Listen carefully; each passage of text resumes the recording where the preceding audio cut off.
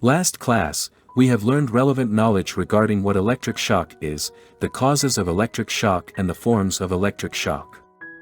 In this class, we are going to learn how to get a person with an electric shock away from a power supply. Requirements and principles for first aid of electric shock. The key point for first aid of electric shock is to act quickly with the proper method. If discovering that someone is in electric shock, you should firstly get the person away from the power supply as soon as possible, and then make corresponding rescue and treatment according to her specific conditions. After an electric shock, a person will come into a coma, and even respiratory arrest or cardiac arrest. However, this shall not be deemed as death, but as suspended animation, and you should make rescue correctly, rapidly and persistently. According to statistical data, if making rescue of electric shock 1 minute later, 90% will have a good effect. If making rescue 6 minutes later, 10% will have a good effect. However, if making a rescue 12 minutes later, the chance of survival is very small. It can be seen that it is very crucial to act rapidly. Basic principles for first aid of electric shock: 8 principles: rapidness, on the spot, accuracy and persistence. Next, we will learn specific methods for extracting a person with an electric shock from a power supply. Getting the person with electric shock away from the power supply is the first step for effective first aid. For electric shock accidents, the following methods can be used to extricate the person with electric shock from the power supply.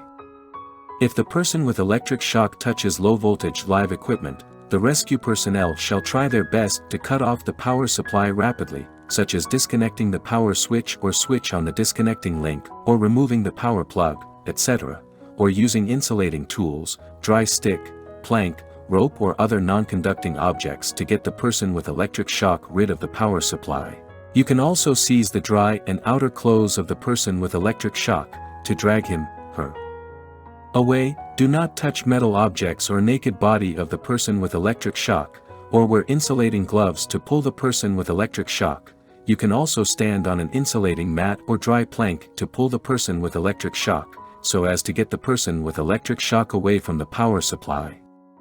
At the time of low-voltage electric shock, if the current enters the ground through the person with electric shock, and the person with electric shock holds the electric wire tightly, you can try to put a dry plank under him/her, to isolate the person with electric shock with the ground, or use an axe with dry wood handle or a plier with insulating handle, etc. to cut off the electric wires. You should cut off the electric wires one by one, and stand on an insulating object or dry plank as much as possible. If the clothes of the person with electric shock are dry, and the person is not tightly tied by the electric wires around the body, you can stand on a dry plank or a wood stool, and use one hand to seize his/her clothes to make him/her away from the power supply. Notice, since the body of the person with electric shock is electrified, the insulation of his/her shoes may have been destroyed, therefore, the rescuer shall not contact his/her skin or shoes. If the person with electric shock contacts high-voltage live equipment, the rescuer shall rapidly cut off the power supply or use insulating tools suitable for such voltage level, wear insulating gloves, wear insulating boots, and use an insulating rod, to rescue the person with electric shock. During the rescue process, the rescuer shall pay attention to keeping a necessary safe distance from the surrounding live parts. If the electric shock happens on a pole and tower, in case of low-voltage circuits, the power supply shall be cut off rapidly if possible, and if not, the rescuer shall rapidly climb onto the pole, wear a safety belt properly, and use wire pliers with insulating handle or insulating objects to get the person with electric shock away from the power supply.